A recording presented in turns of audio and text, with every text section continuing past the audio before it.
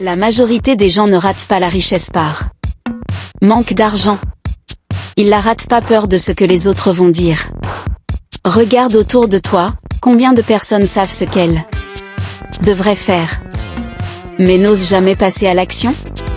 Aujourd'hui, on va parler d'un ennemi silencieux, la peur du regard des autres, et pourquoi elle t'éloigne directement de la richesse.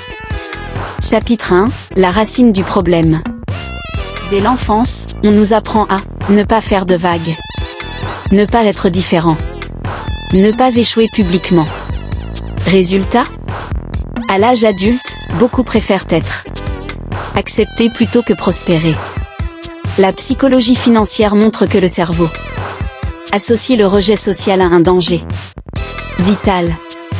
Donc, même une opportunité financière devient une menace émotionnelle. Chapitre 2, pourquoi cette peur bloquait la richesse?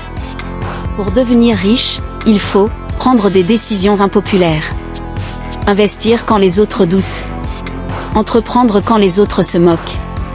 Warren Buffett dit, le succès en investissement demande une indépendance émotionnelle. Si tu dépends du regard des autres, tu dépends aussi de leurs limites. Chapitre 3, ce que disent les experts Bloomfield.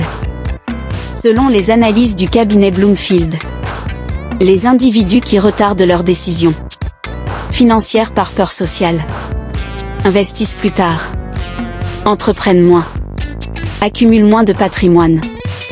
La peur sociale est identifiée comme un frein majeur à la mobilité financière. Chapitre 4, le piège de la comparaison. Beaucoup vivent pour impressionner, paraître, justifier leur vie. Mais la richesse ne se construit pas pour être vue. Elle se construit pour être solide. Comparer ta trajectoire à celle des autres, c'est abandonner ta liberté financière. Chapitre 5, les comportements financiers sabotés. La peur du regard pousse à consommer pour prouver. Éviter les erreurs visibles. Refuser d'apprendre publiquement. Résultat, argent mal utilisé. Opportunité ratée. Stagnation financière. Chapitre 6, comment les riches pensent différemment. Les personnes financièrement libres se posent une seule question, est-ce que cette décision me rapproche de mes objectifs? Pas, que vont-ils dire? Que vont-ils penser?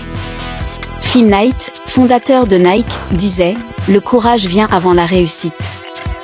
Chapitre 7, reprogrammer son mental financier. 1. Accepte d'être incompris. 2. Accepte l'erreur visible. 3. Priorise tes objectifs, pas ton image. 4. Entoure-toi de gens orientés croissance. La richesse commence quand tu n'as plus besoin d'approbation. Chapitre 8, message final, transformation. Le regard des autres ne paiera jamais tes factures. Il ne construira jamais ton avenir. Il ne protégera jamais ta famille. Mais tes décisions, oui. Je suis Armelle Deza. Pour t'accompagner vers la réussite financière. Inspiré par l'analyse des experts financiers Bloomfield. Je t'aide à bâtir pas à pas. Abonne-toi.